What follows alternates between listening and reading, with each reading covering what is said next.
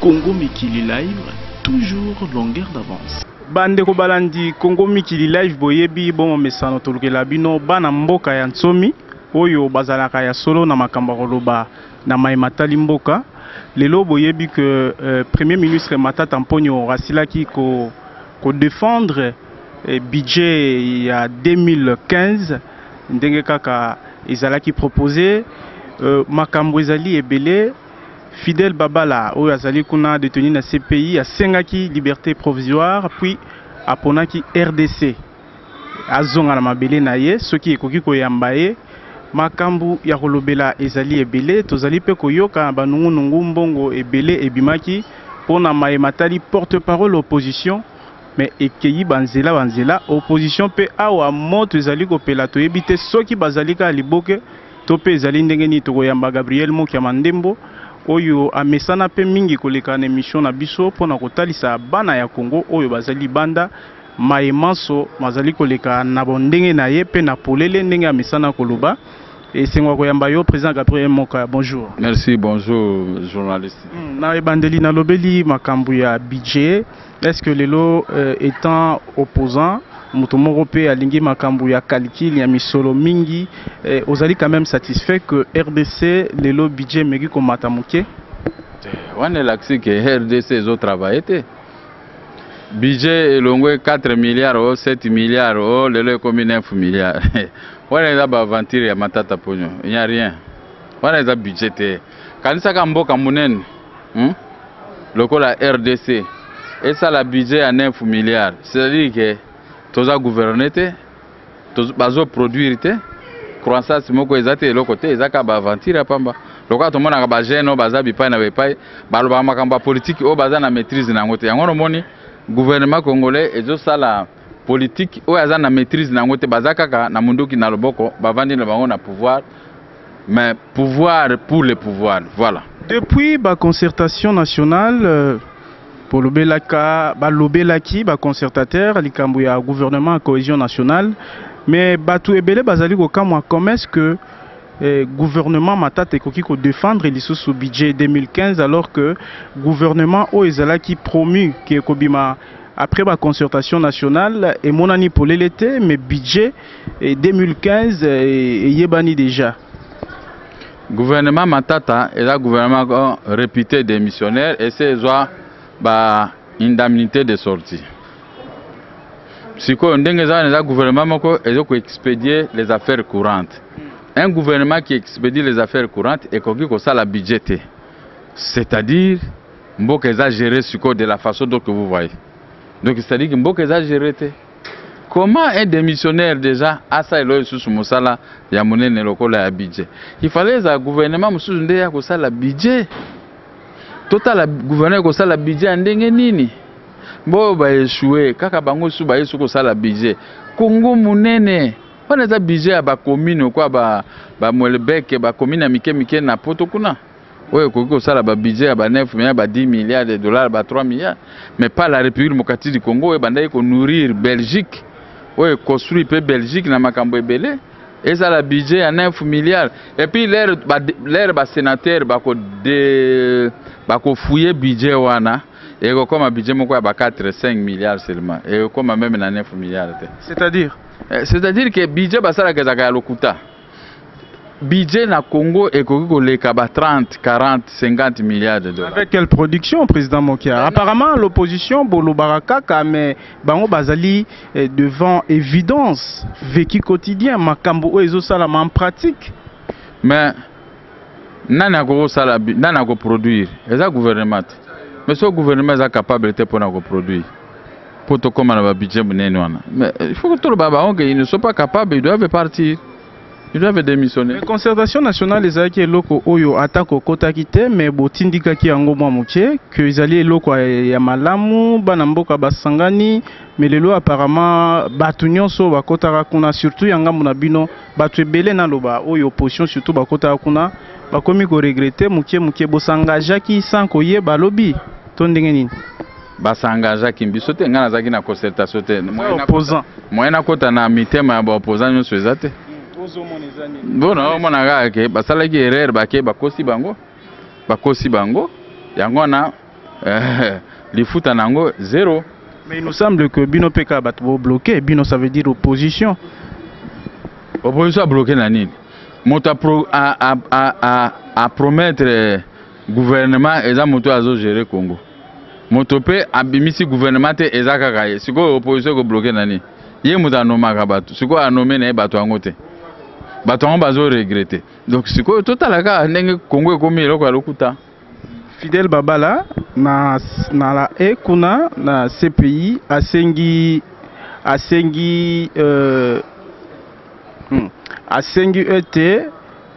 liberté provisoire awa na mboka poazonga na mboka na ye a passé temps na ye ya liberté provisoire awa na République démocratique du Congo et pour na yo réactionner kozala nini.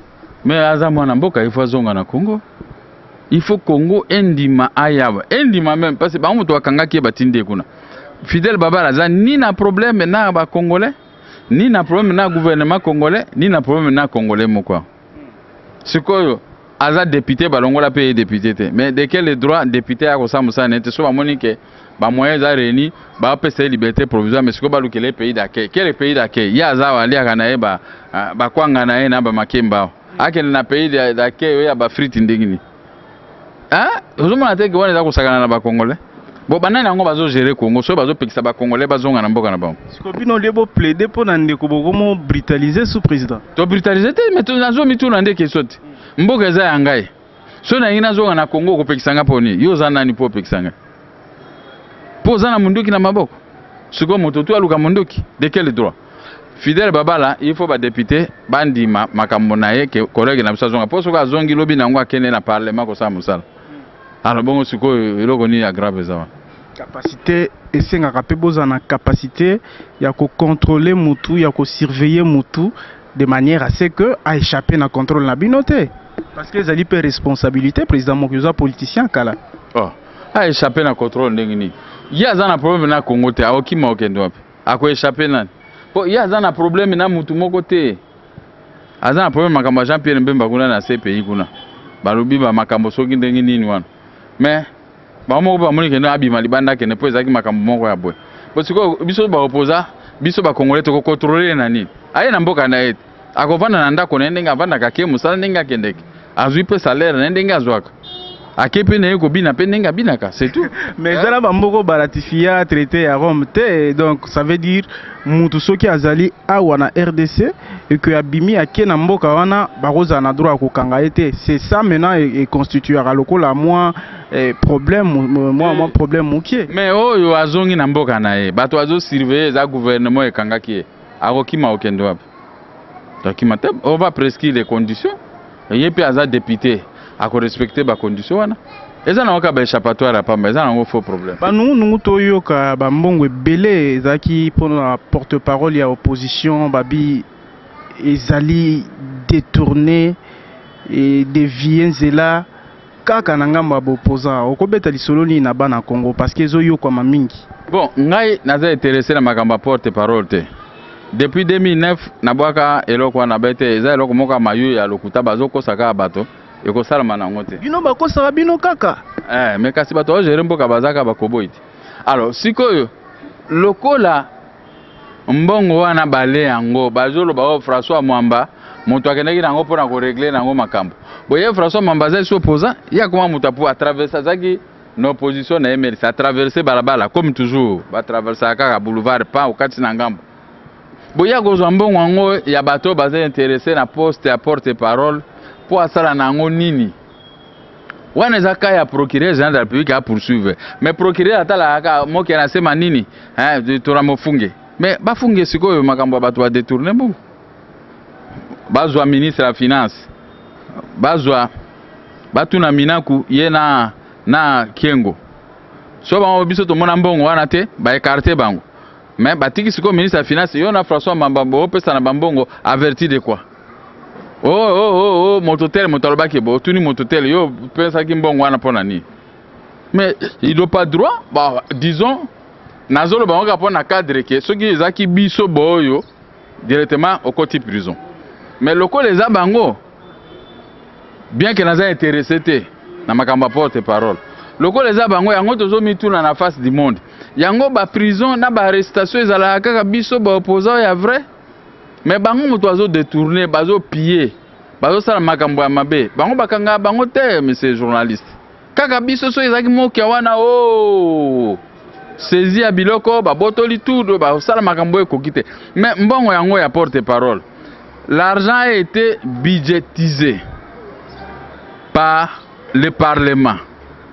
Ce qui est comique, bato balingi ba utiliser mbongo, il faut que zonga na Parlement, l'autorité monétaire a orienté mbongo wana par une décision. Mais décision à Parlement ezawap. À la lire où vont les choses. C'était un détournement. À la lire où vont les choses. Est-ce que Tokoli, quelques 20 ans plus tard, opposition qu'on souffrit quand on a même maladie, il y a Rosanga porte-parole, il y a Rosanga structure. Est-ce que Tozan a besoin de porte-parole? Na France, c'est porte-parole à Zak. Na Belgique, porte-parole à Zak. Na Italie, porte-parole à Zak. Na États-Unis, porte-parole à Zak. Pourquoi balingi bache structure pour le gouvernement et banda ko contrôler? Pourquoi on est des mascarades? Ça, ce sont des diversions en français. Nous, on n'a pas besoin de ce genre de diversions. Tout ça, la opposition, Malouma Loazalate, Kabila Zalate, tout qui n'a pas élection libre, démocratique et transparente. Ceux qui sont de Longi, tout comme Jérém-Boka, ceux qui bango Balongi, ce qui sera curieux, que le peuple a voté sous Bango, tous qui sont Maïna Koura, Tola Namolili, mais je crois que Bagolonga te. Opposition multiforme, Bozapé Naba, Maseke, Belé, Koto, Bimi, opposition. Y, Koto, opposition X, Kuna. Mais qu'est-ce qui fait que l'opposition, en gros, à tout moment, vous connaissez kaka ba fissure, ba division? Mais moto azana mbongo, il y a zo diviser opposition. Yo, on m'a dit biso tozawa. Biso zana mbongo te. Donc vous avez facile. Toza facilité. À être manipulé. Parce que ceux qui bazo réussir qu'au diviser rabino à tout moment, ça veut dire quoi? Opposition et opposition. Opposant et opposant. Ba opposant, ba outaki pas na bango. Bango bazo na mbongo pour ba diviser opposition. Ceux qui ba moni oza vrai opposant. Lokola ngai. Bako bana ukanga yo bako meno vie difficile. Mais loko ba mona pe biso toza na cœur ya pharaon devant l'argent. Devant les souffrances. Mais il faut pas monter ka bakabal ne ozomona ba monter wana. Mais en réalité, je comprends beaucoup de ces opposants, ils sortent avec l'étiquette de l'opposition alors qu'ils ne sont pas des opposants. Toujours vous êtes incapable de dénoncer Bango devant le monde. Oh, mais tu dénoncer Bango devant le monde depuis l'année. Mais nous le voyons. Tu as vu Misala Bazousala. Tu as vu Bango au moment opportun. Hein? Koluka, guerre, Bango, bazana la police, l'armée. Ceux qui opposent à go funda, toi tu seras arrêté parce que bango baza bato à pouvoir. Ceux qui go funda, pouvoir à okangamiso abiwana za moto na biso. C'est comme ça que nous, au moins bato baye baga fonctionnement ya pouvoir ya Kinshasa te, il raconte du n'importe quoi. Donc mon écoute baye bisa biso ba n'importe quoi. Et on a mona bango, ce sont des gens qui parlent du n'importe quoi dont ils n'ont pas la maîtrise. Et finalement, donc lingo ça la politique loko la moki yakao. Yakato bundisa Joseph Kabila zana minduki. Azana mbongo.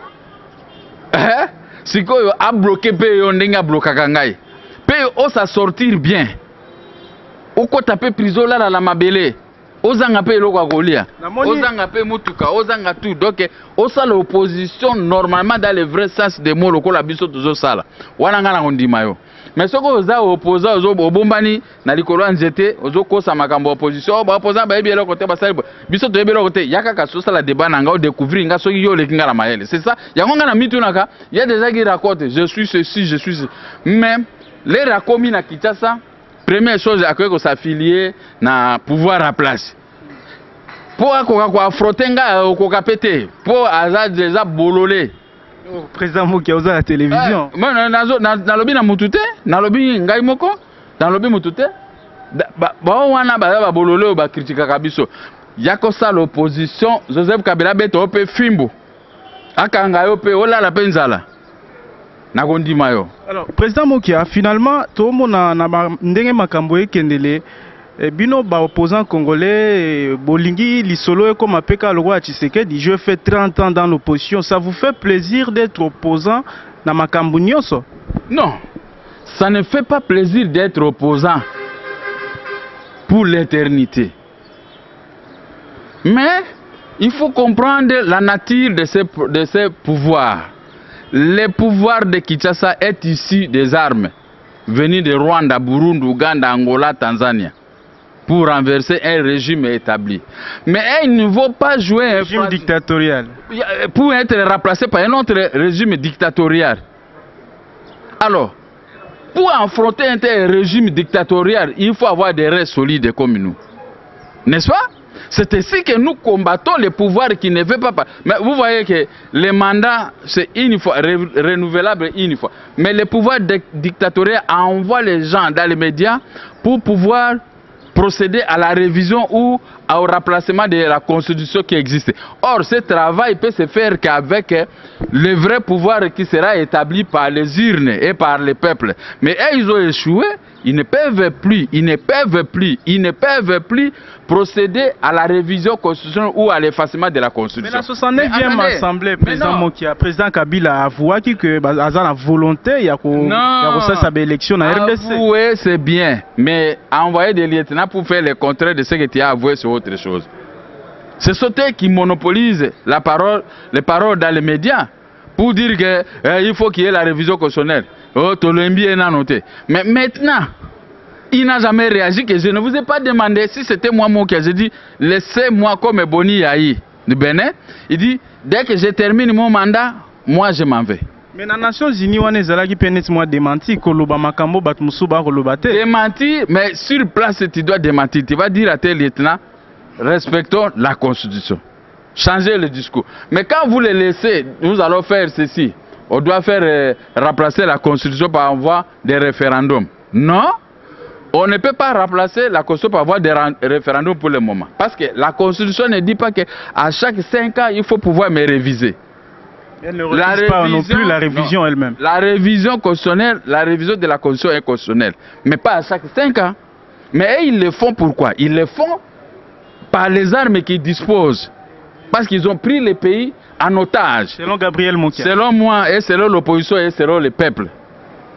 Parce que si les peuples, si ils aimaient le peuple, ils allaient faire limoger les ministres, les ministres qui gèrent la matière d'électricité haute. Parce que nous dormons dans les noirs, nous nous réveillons dans les noirs. Mais tous ces ministres-là, ils sont là. Le ministre de l'énergie est incapable de nous donner le courant. C'est l'occasion qu'on puisse les mettre dehors, lui et le premier ministre. Mais maintenant, comme ils ont les armes, et comme c'était un régime nébuleux, vous ne pouvez rien faire. C'est pourquoi ils insistent. Si vous voulez, c'est lui qui va parler, nous allons tirer des barres sur lui. Mais pour nous les opposants, nous allons faire des meetings, nous allons faire des marches qui tirent. Mais la Cour pénale internationale est là. Il y aura un moment où ils vont dire, oh, cette fois-ci c'est assez. Mais c'est Kabila, tu dois venir répondre de tes actes ici à la Cour pénale internationale, comme le président de Kenya. Alors là, donnez-nous l'opposition, donnez à l'opposition la chance de se défendre de cette façon, de lutter de cette façon, devant cet obstacle de Kabila. Je crois que nous allons gagner même par cette voie de la communauté internationale. Face à la révision constitutionnelle, quels sont les mécanismes que vous disposez, vous, opposition, qui croyez que c'est une mauvaise démarche? J'avais dit la RI et les États-Unis. Mais j'apprends maintenant que même les États-Unis commencent à s'essouffler. Les grandes puissances, je ne sais pas devant quoi, commencent aussi à s'essouffler, commencent à laisser l'ouverture à M. Kabila d'avancer vers la révision. Or, ce n'est pas du tout sérieux. Ce n'est pas du tout sérieux. Quand on est les grands chefs du monde, tu dois te positionner. Tu dis, monsieur le ministre des Affaires étrangères américain, va dire à ces messieurs-là qui termine son mandat, il doit partir. Là, mais vous voulez dicter votre volonté au monde? Non, c'est l'opposition qui dicte, qui ne dicte pas plutôt, mais qui demande, qui sollicite à ce qu'ils avaient dit qu'il est jeune et il ne doit pas réviser la Constitution, il ne doit pas se représenter. Mais il faut rester sur cet endroit-là, ce cap-là, caper là-bas, jusqu'à l'aboutissement de ce que vous avez dit. Sinon, on va vous traiter des gens qui racontent des choses de ça pour autant respecter. Ce n'est pas du tout sérieux. Mais l'opposition congolaise lutte dans l'unique but de changer la donne, de changer ces gens qui sont au pouvoir, qui sont tentés de s'éterniser pendant 18 ans sans de bonne scolarisation de nos enfants, sans donner les bourses aux étudiants pour aller à l'étranger, et donner même des bourses ici sur place, sans pour autant donner l'eau et l'électricité, avec les salaires qu'on paye de 45 € par mois. 45 € par mois. à peu près $50 ou $60 par mois. Est-ce que vous trouvez ça que ces gens peuvent encore avoir le goût de pouvoir gouverner la RDC qui dit, je dis bien, la RDC dispose de tout. Nous avons les pyrochlores. Les pyrochlores facilitent l'allumage des fusées, n'est-ce pas? Nous avons les manganèses. Nous avons les cobalt. Nous avons les métaux qu'on est à tête de piller à l'est de la République démocratique. Kagame maintenant est devenu champion à la bourse de Londres. Alors, devant tout ce que nous avons là, moi je ne crois pas que le pays peut en manquer encore de l'argent. Parce que nous sommes, si l'échiquier international, nous avons des matières premières que la Belgique est à tête de pleurer jusqu'à aujourd'hui, qui faisaient la fierté des rois des Belges jusqu'à aujourd'hui, Baudouin, Roi Léopold et les Américains à Sota. Mais si vous laissez ça à la portée des voleurs, et vous ne voulez pas protéger là où ils sont à tête de piller, même Lubumbashi est complètement à moule. Qui contrôle les mines de Sikolobwe, où on fabrique, où on produit l'uranium. Mais c'est la merci des serpents. Donc ça dit qu'il faut croire à l'opposition. Nous disons des choses claires, qu'on ne peut pas abandonner les pays, nos richesses, uranium entre les mains des irresponsables qui vendent ça en Iran, par-ci aux djihadistes et tout le monde. Mais on est en train de saccager le monde. Dernière question, Président Mokia, oui. Mardochea Sinalenga Tokomi Nasuka. Dès sorti na yo à prison, Ozalaki, enfant chéri, bien accueilli dans la diaspora congolaise.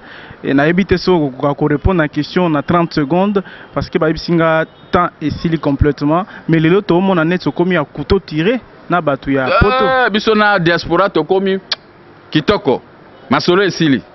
Bato balinga bacha mobulu nga na diaspora bato wala tu ba disparaître ba présenter nga ba skiz nga pe na présenter masolo ya diaspora esili nazo sengande diaspora bunda makasi bako maini ndenge biso tozali bato ko maini poto benga na bato diaspora zesu na problème bete nga na bango kitoko parce que combat bango bazo mener zaka ndenge biso tozo mener donc pas de problème. Merci président. Nga ndemo to la remercie. Voilà, botika malamu boyebi président Mokia Gabriel Mandembo ndenge ya mesana koloba biso pe tolingaka kopesa ba congolais nyonso maloba po ba s'exprimer en toute liberté.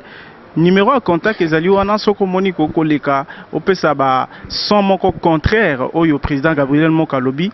Vous êtes libre, l'émission est très ouverte à tout le monde. Botika la malamu, merci na Mardochea Mbumbu Joseph Yani beaucoup mon frère Jean-Louis Mbioka, pe MTI boîte noire dans Norvège, biso tozaka ka bana misala na bino. Au revoir. Congo Mikili Live, toujours longueur d'avance.